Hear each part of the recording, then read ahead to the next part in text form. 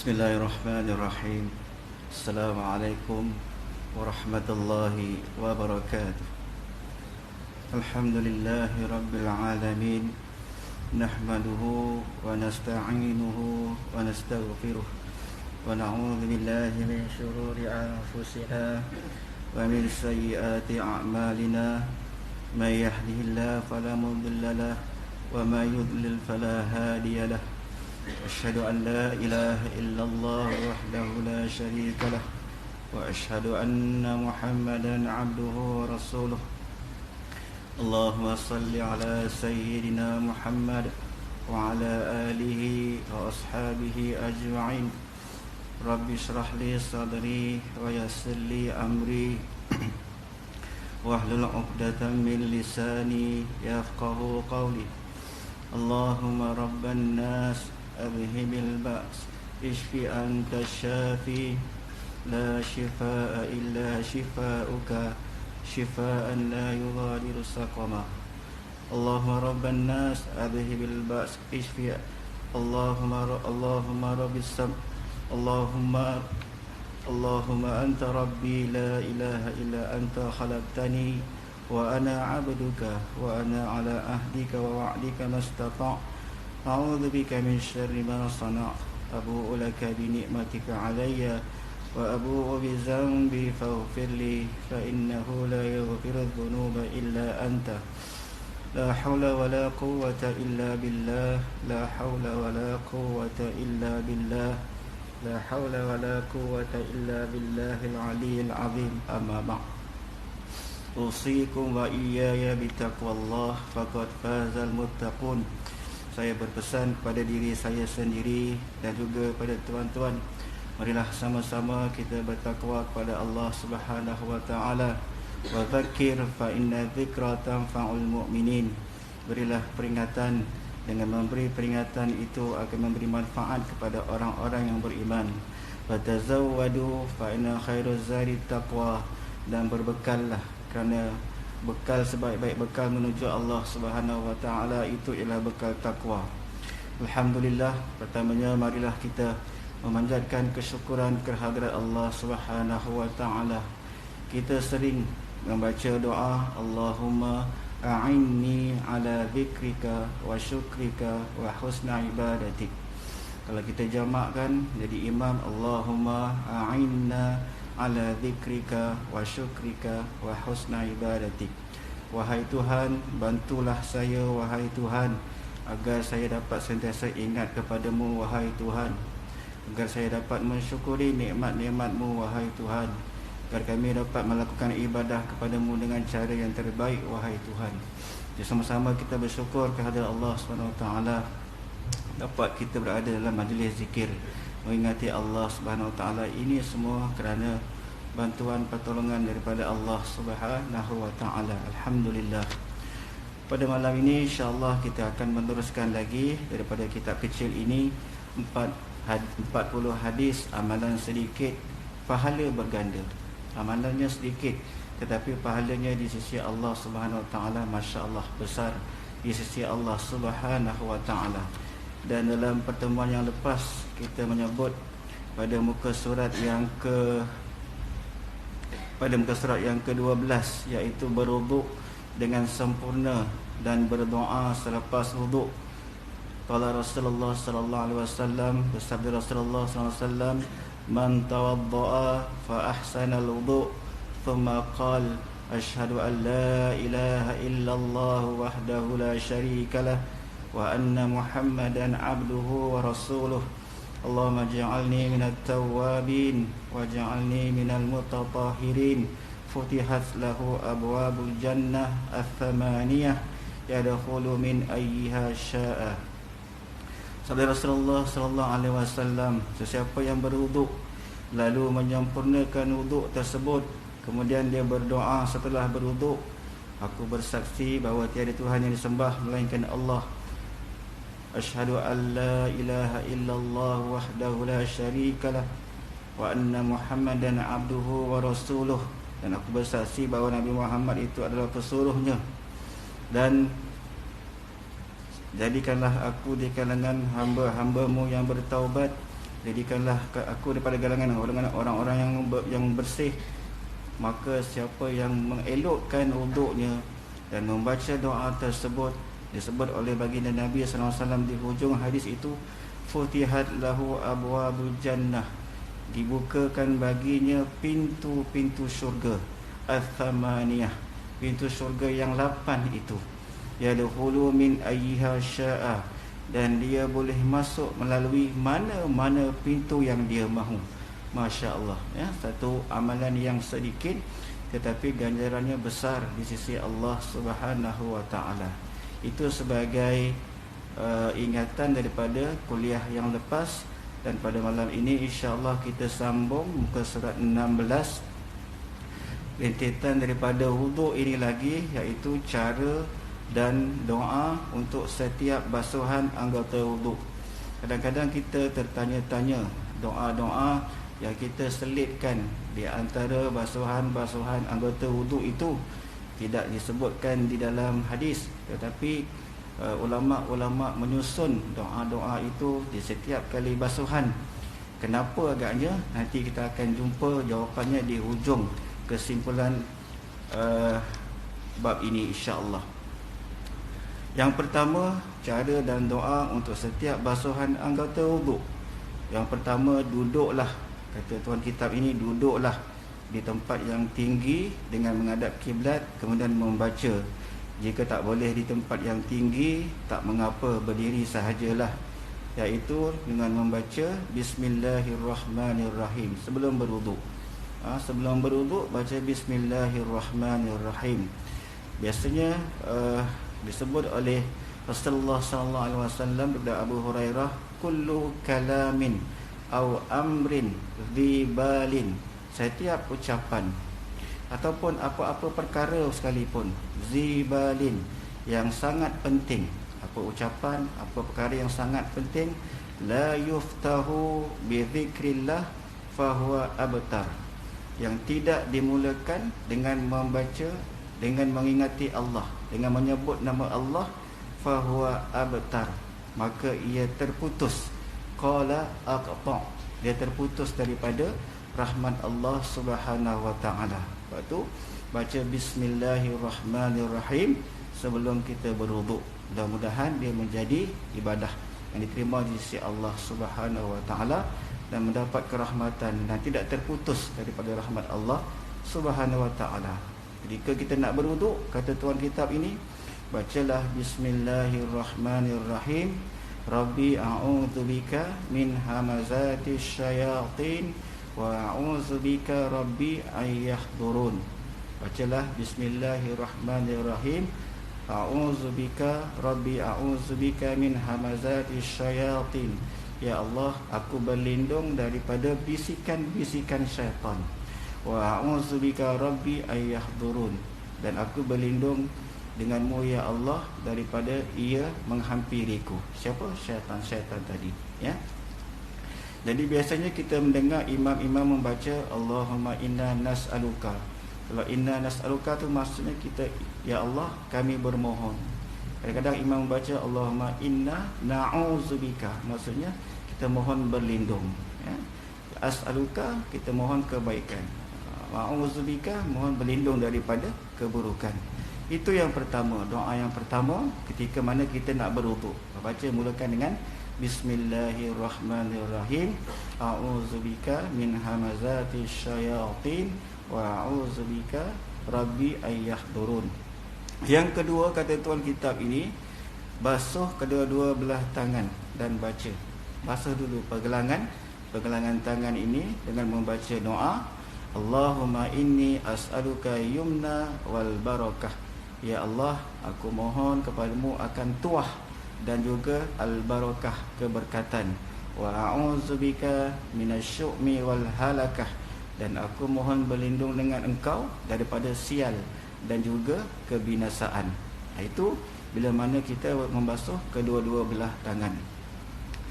Juga kata tuan kitab ini, boleh juga kita membaca kalau kita biasa dengan doa Allahumma hfaz yadayya min ma'asika kulliha. Ya Allah, peliharalah kedua-dua tanganku daripada melakukan maksiat kepadamu semuanya. Sambil kita basuh pergelangan tangan itu, kita membaca doa Allahumma hfaz yadayya min ma'asika kuliha, daripada tangan aku ini melakukan dosa dan juga maksiat.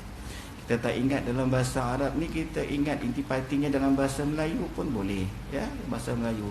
Sambil kita nak berwuduk, baca bismillahirrahmanirrahim, ya. Kemudian basuh kedua belah tangan, mohon akan keberkatan, ya. Mohon berlindung daripada kebinasaan. Begitu juga boleh juga baca doa Allahumma hfaz yadayya min ma'asika kuliha. Boleh juga kita baca niat, baca doa, ya Allah, peliharalah tangan aku ini daripada melakukan dosa dan juga maksiat. Yang ketiga, baca niat uduk. Baca niat uduk, barulah baca niat uduk. Umpamanya nawaitul wudu'a fardhan lillahi ta'ala. Nawaitul wudu'a fardhan lillahi ta'ala. Sahaja aku mengambil wuduk fardu ke atasku kerana Allah Ta'ala. Apabila air itu mula membasahi mana-mana juzuk anggota muka kita. Okay? Kita hadirkan niat itu, nawaitul wudu'a fardhan lillahi ta'ala. Sahaja aku berwuduk fardu ke atasku kerana Allah Ta'ala. Ada juga yang membaca niat nawaitu raf'al hadathil asghar fardhan lillahi ta'ala. Boleh juga, tak ada masalah, ya. Kemudian ada tambahan oleh tuan kitab di sini, yang tadi itu bagi orang yang sihat. Bagaimana pula keadaan bagi orang yang ada masalah? Yang ada masalah seperti mana? Bagi orang yang selalu dalam keadaan berhadas. Orang yang selalu dalam keadaan berhadas dipanggil sebagai daimul hadas. Ataupun orang yang selalu kencing tak lawas, salisul baul, kencing tak lawas kan. Dah kencing tapi tiba-tiba keluar lagi, begitulah keadaan dia. Dah selalu juga kencing kita tak lawas ni faktor usia kadang-kadang kan. Mungkin meningkat usia kita, makinlah kadang-kadang tu berlaku kencing tak lawas. Rasa dah basuh, dah bersih dah, tapi tiba-tiba asyik keluar lagi, rasa macam keluar lagi air kencing. Jadi dipanggil orang sebegini daimul hadath, ataupun salisul baul, ataupun salisul rih, orang yang selalu keluar rih, selalu keluar angin, selalu kentut, sama ada daripada kubul ataupun dubur, tak boleh lelaki dan perempuan, ya. Begitu juga orang yang ada darah istihadah, perkataan yang mesti ada, yang mesti kita tambah dalam niat kita bagi orang yang sebegini, iaitu nawaitul wudu', sahaja aku berwuduk, listibahatis salah, bagi mengharuskan salat fardhan lillahi ta'ala. Ada kes-kes yang faktor usia ni yang dah lanjut menghadapi masalah kencing tak lawas. Jadi orang yang boleh berniat sebegini ni, orang yang dikatakan ada status daimul hadas, yang sentiasa berhadas ni, kata ulama, ialah orang yang tak mampu nak menghabiskan satu salat fardu. Tak sempat habis satu salat fardu, dia akan terkencing, dia akan basah keluar dia kencing. Kalau dia dapat selesaikan dalam keadaan biasa normal, satu solat fardu tu dia boleh selesaikan. Selepas itu barulah dia bergerak, berjalan keluar daripada masjid, baru terkeluar, itu tidak dianggap sebagai daimul hadas. Yang dikata daimul hadas ni orang yang memang ada masalah betul, tak sempat nak habis satu solat yang sempurna, dia akan terkencing, dia akan keluar kencing dia. Jadi orang yang sebegini, dia kena tambah niat dia ketika berwuduk. Kalau yang keadaan biasa sihat, nawaitul wudu'a fardhan lillahi ta'ala, sahaja aku berwuduk fardu ke atasku kerana Allah Ta'ala. Tapi bila bila dia dalam keadaan daimul hadas, ataupun sentiasa keluar rih, sentiasa kentut, sekejap kentut, sekejap kentut, tak boleh kontrol, tak sempat nak habis satu solat fardu, ataupun tak boleh sempat habis satu pusingan tawaf rukun, tak sempat habis, baru sampai dekat ujung rukun Yamani dah terkeluar kencing, tak sempat nak habis satu pusingan. Jadi orang yang sebegini dianggap sebagai daimul hadas. Bagi orang yang daimul hadas ni, maka dia boleh dah berwuduk, tetapi dia kena menambah bacaannya nawaitul wudu listibahatis salati fardhan lillahi ta'ala. Jadi orang yang sebegini, yang daimul hadas ni, yang tak boleh sempurna satu solat secara lengkap, dia dah terkencing lagi, maka orang ini dia kena tunggu azan dahulu. Tunggu azan, masuk waktu, maka barulah dia kena bersihkan kemaluan dia, faraj dia, ya, daripada kekotoran. Kemudian kalau perempuan tu dia pakailah pad apa semua, ya. Kemudian pakailah yang dalam apa semua tu. Kemudian barulah dia mengambil wuduk dengan niat tadi itu. Nawaitul wudu'a listibahatis salati fardhan lillahi ta'ala. Okey, dan tapi orang yang sebegini, yang daimul hadas ni, ataupun yang salisul rih ni, yang sentiasa kentut ni, keluar angin ni, orang yang berwuduk listibahatis salah ni hanya boleh menggunakan wuduk itu untuk satu amalan fardu sahaja, untuk satu solat sahaja, dan beberapa amalan sunat, itu sahaja. Kalau orang yang dalam keadaan dia tawaf rukun sempurna, dan dia boleh menunaikan salat sunat tawaf selepas itu. Ini orang yang daimul hadas. Mungkin kita belum lagi, satu hari nanti mungkin kita terkena perkara ni bila usia kita dah semakin lanjut. Dia tak boleh nak kontrol lagi daripada dikatakan kencing itu, ya. Baik, seterusnya yang keempat, ketika berkumur-kumur ni disuruh kita berdoa, kata ulama, Allahumma a'inni ala tilawati kitabika wa kasrati dzikri laka. Ya Allah, bantulah aku agar aku dapat membaca kitab Al-Quran dan memperbanyakkan zikir kepadamu. Ini yang dicadangkan oleh alim ulama. Yang kelima, ketika memasukkan air ke dalam lubang hidung, Allahumma arihni rahihatal jannah wa anta radin anni. Hidung ni kan tempat kita menghidu kan. Jadi ulama menyuruh kita membaca doa, ya Allah, berilah peluang kepadaku untuk mencium wangian syurga, ya. Yang keenam, ketika mana kita nak mengeluarkan air daripada hidung itu, pula kita niatkan, ya Allah, aku mohon berlindung daripada mencium bauan-bauan neraka, bauan-bauan yang busuk.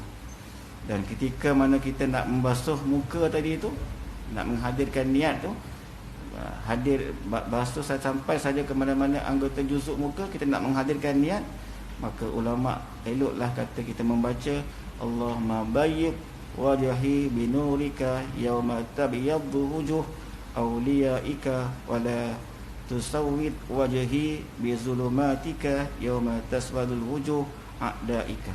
Dalam bahasa yang mudah, kita niatkan, ya Allah, putihkanlah wajahku di hari engkau putihkan wajah-wajah dan hitamkan wajah-wajah manusia. Di mana? Di padang mahsyar nanti, ya. Begitulah seterusnya bila mana kita membasuh tangan kanan, kata ulama, bacalah doa Allahumma a'tini kitabi biyamini wa hasibni hisaban yasira. Ya Allah, belilah buku catatan amalan aku nanti dengan menggunakan tangan kanan, dan hisablah aku dengan hisab yang mudah. Dan tak kala mana kita membasuh tangan kiri, Allahumma inni a'udzubika an tu'tiyani kitabi bishimali aw min wara'i zahri. Kita niatkan saja bahasa yang mudah, ya Allah, janganlah engkau berikan buku catatan amalan aku dengan tangan kiri ataupun melalui belakang. Belakang ni macam orang tak suka kan, nah ambil kitab kan. Ya. Yang ke-10, ketika mengusap kepala atau rambut, kita baca, kata ulama, Allahumma ghashini birahmatika wa anzil alayya min barakatika wa adhillani tahta dhilli arshika yawma la dhilla illa dhill. Bahasa yang mudah, ya Allah, bila mana kita mengusap kepala, basuh kepala, ya Allah, lindungilah aku, kepala aku ini bersama-sama dengan 7 golongan yang mendapat perlindungan di hari yang tidak ada perlindungan di padang mahsyar nanti, kecuali perlindungan engkau, ya, dengan bahasa yang mudah. Dan yang ke-11, ketika menyapu kedua telinga, disarankan kita membaca Allahumma ja'alni minal ladzina yastami'una al-qawla fayattabi'una ahsanah. Allahumma asmi'ni munadiyal jannah ma'al abrar. Ya Allah, jadikanlah bahasa yang mudahnya telinga aku ini termasuk daripada golongan orang-orang yang mendengar perkataan yang baik dan mengikuti sesuatu yang baik. Bila dengar benda yang baik, cepat kita nak buat benda yang baik ketika mana kita membasuh telinga kita ini. Yang ke-12, kata tuan kitab ini, tidak mengapa mengusap batang leher dengan membaca Allahumma fukka raqabati minan nar wa a'udzubika min salasili wal aghlal. Lindungilah ya Allah leherku daripada api neraka, dan aku berlindung denganmu daripada rantai-rantai dan belenggu neraka. Dan yang ke-13, ketika membasuh kaki kanan, disuruh kita membaca doa Allahumma thabbit qadamayya ala siratil mustaqim yauma tazillul aqdam finnar.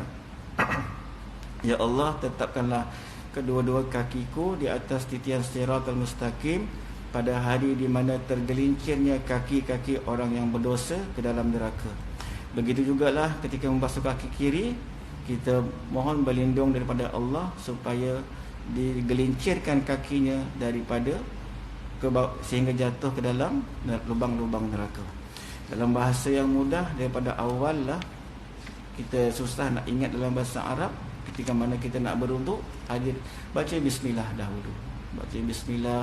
Dan kalau boleh ingat doa Allahumma inni a'udzubika min hamazati syayatin wa a'udzubika rabbi ayyahdurun. Aku mohon berlindung daripada bisikan syaitan dan juga daripada ia hadir kepadaku.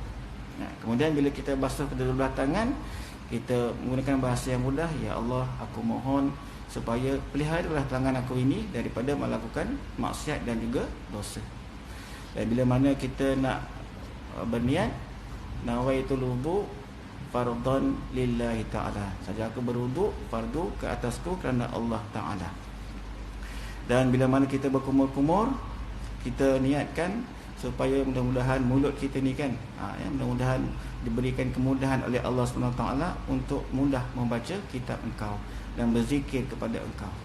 Dan bila masa kita masukkan air ke dalam hidung, kita niatkan supaya kita ni diberikan oleh Allah kesempatan untuk bau-bauan daripada syurga.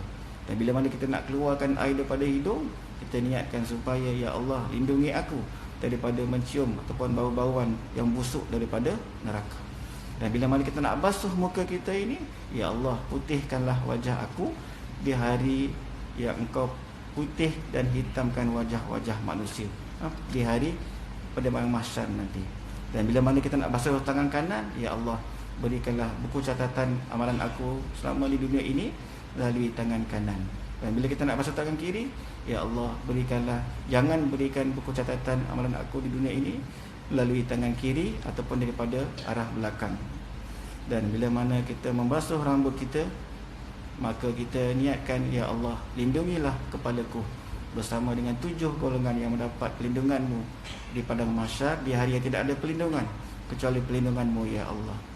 Dan bila mana kita membasuh telinga, kita niatkan, ya Allah, jadikanlah aku pada golongan orang-orang yang mendengar kebaikan dan cepat melakukan kebaikan tersebut. Begitu jugalah bila mana kita membasuh kaki, sama ada kanan dan kiri, terus kita niatkan, ya Allah, selamatlah kakiku ini daripada tergelincir jatuh ke dalam gaung api neraka. Jadi bila mana kita menyelitkan setiap basuhan anggota wuduk kita itu dengan bacaan doa tadi itu, supaya apa yang kita nak capai, tajuk berikutnya, iaitu wuduk yang sempurna nak menghapuskan dosa-dosa kecil.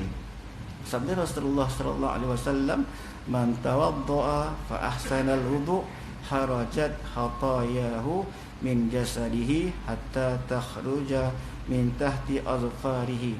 Sesiapa yang berwuduk lalu menyempurnakan wuduk tersebut, keluarlah, maksudnya diampunkan dosa-dosanya daripada jasadnya, tubuh badannya, sehingga keluar daripada celah-celah bawah kuku. Itu agaknya yang disarankan oleh ulama supaya kita ni fa'ahsan wuduk. perelokkan wuduk. Kita sendiri boleh buat justifikasi. Selepas kita berwuduk, kita dapat buat justifikasi wuduk masing-masing.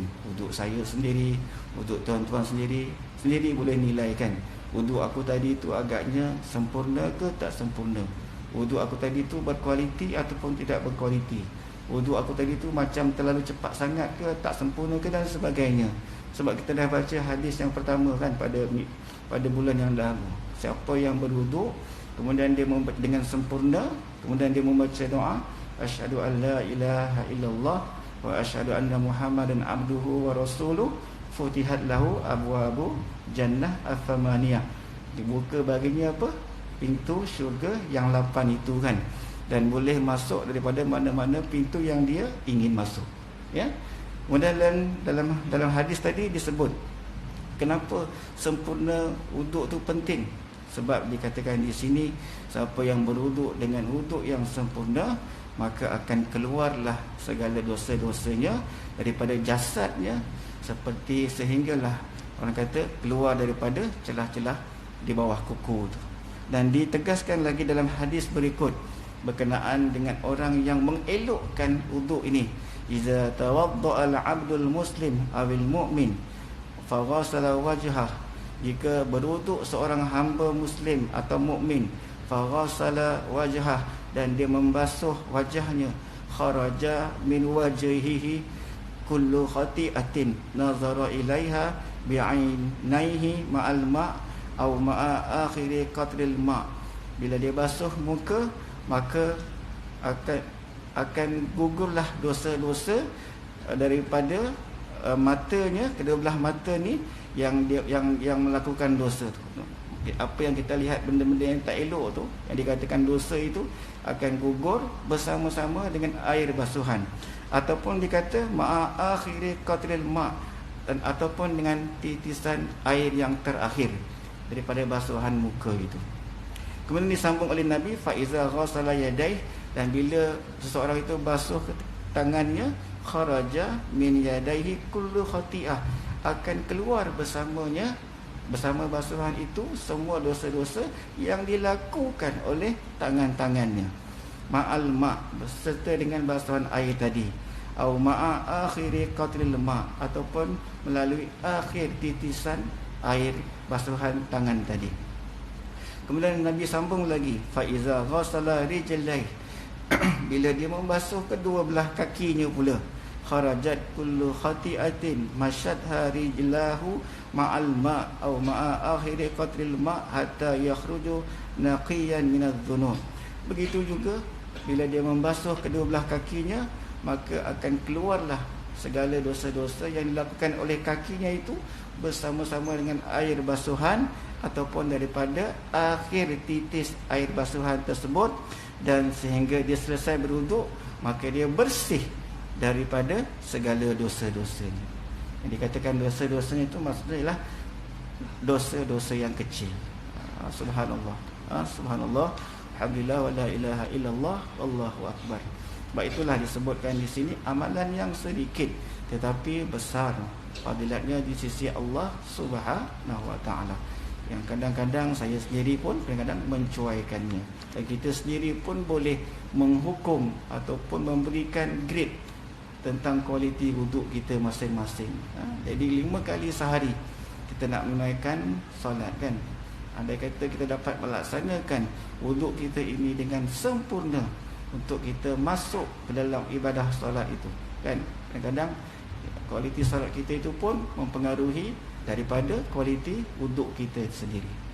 Jadi eloklah juga kita mengambil berat tentang wuduk kita itu sendiri sebelum kita masuk ke dalam solat. Yang disebutkan tadi itu banyak kelebihan-kelebihan yang disebutkan oleh Rasulullah sallallahu alaihi wasallam, amalan yang sedikit tetapi besar ganjarannya di sisi Allah Subhanahu wa taala. Kemudian disebut lagi dalam surat 26, berwuduk sebelum tidur supaya mendapat doa malaikat. An Ibni Abbas radhiyallahu anhuma anna Rasulullah sallallahu alaihi wasallam qala tahhiru hadhil ajsad tahharallah tahharakumullah Kata Nabi, Nabi berpesan, maka bersihkanlah, yakni beruduklah badan kamu itu, nescaya Allah akan bersihkan kamu. Fa innahu laisa min abdin yabitu tahiran illa bata ma'ahu fi syi'arihi malakun la yanqalibu sa'atan minal laili illa qala Allahumma ighfir li 'abdika fa innahu bata tahiran. Sambung lagi, iaitu semoga sucikanlah badan-badan kamu, maksudnya berwuduk. Maksud bersihkan badan kamu di sini ialah berwuduk. Semoga Allah mensucikan kamu, kerana sesungguhnya tidak ada seseorang hamba pun yang tidur malam. Kita semua nak tidur malam. Apa persiapan kita sebelum tidur? Adakah kita tidur begitu saja? Mesti ada persiapan untuk kita tidur. Tidur ni sama ada kita bangun lagi ataupun tak lagi kan. Sama ada tidur tidur selama-lamanya ataupun tidur diberi keizinan oleh Allah SWT untuk bangkit lagi. Okey. Semoga Allah mensucikan kamu, kerana sesungguhnya tidak ada seorang hamba pun yang tidur malam dalam keadaan berwuduk, melainkan ada malaikat yang akan bersama pada pakaiannya. Tidaklah dia membalik-balik.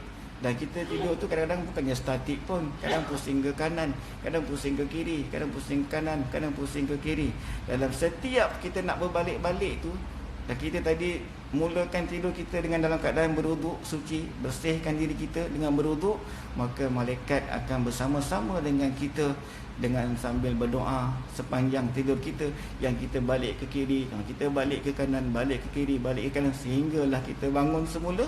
Maka kata malaikat, Allahumma ighfir li 'abdika fa innahu bata tahiran. Ya Allah, ampunkanlah hamba-Mu ini kerana dia tidur malam dalam keadaan suci, berwuduk. Azan insya-Allah.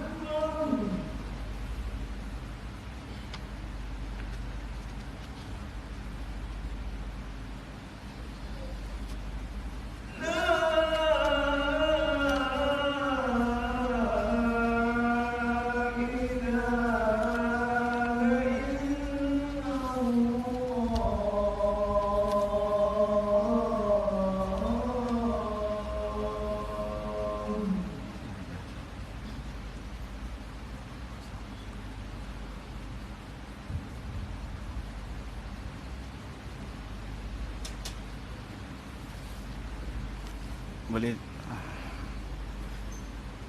boleh sambung sikit lagi tak? Boleh dalam 5-6 minit lagi insya-Allah Tentang seterusnya muka surat 29 kelebihan azan. Menjawab azan, berselawat dan berdoa supaya Nabi Muhammad sallallahu alaihi wasallam dikurniakan al-wasilah. Al-wasilah itu ialah kedudukan yang tinggi dan utama di dalam syurga. Berdasarkan hadis an Abdullah bin Amr bin As radhiyallahu anhuma annahu sami'a Rasulullah sallallahu alaihi wasallam yaqul idza sami'tumul muadzin, bila kamu mendengar muazzin, azan dilawangkan oleh muazzin, faqulu misla ma yaqulu, maka kita jawablah apa yang muazzin itu lawangkan seperti mana yang muazzin itu lawangkan. Jika muazzin sebut Allahu Akbar, Allahu Akbar, maka kita jawablah seperti mana yang dikatakan oleh muazzin, Allahu Akbar, Allahu Akbar. Dan begitulah seperti mana yang dikata oleh muazzin, kecuali hanya beberapa tempat. Hayya 'alas salah, hayya 'alal falah. Kita jawab la haula wala quwwata illa billah. Begitu juga ketika dalam azan subuh, as-salatu khairum minan naum, kita pun jawab sadaqta wa bararta. Sadaqta wa bararta, benar perkataanmu dan semoga engkau diberikan ganjaran. Kemudian faqulu mithla ma yaqul, maka kita jawablah seruan azan itu seperti mana yang dilafazkan oleh muazzin tadi. Summa sallu alayya, kemudian selawatlah ke atasku, kata Nabi, selawatlah ke atasku.